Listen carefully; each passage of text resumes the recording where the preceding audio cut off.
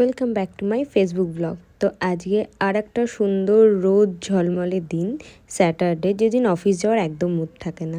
But সকাল সকাল উঠে চলে গিয়েছিলাম আমরা প্রিন্সেপ ঘাট।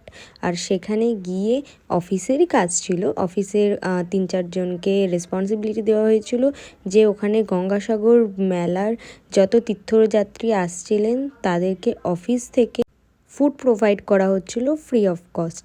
আর ওখানে গিয়ে তাদেরকে নিজের হাতে করে ফুড সার্ভ করতে বেশ ভালো লাগছিল।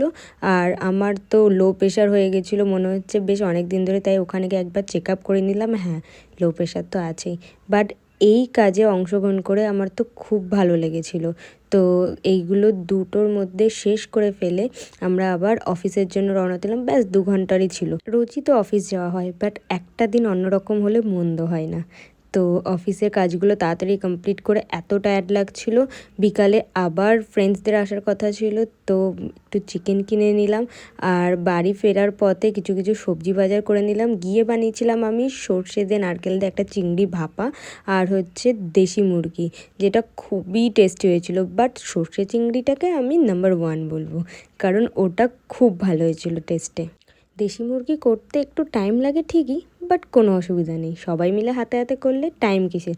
আর স্যাটারডে নাইট বলে কথা, তো একটুখানি তো খাওয়া দাওয়া হবে। আর ঠান্ডা পড়েছে, আর এখন একটু বাইরেও বেরোনো হয় না অতটা।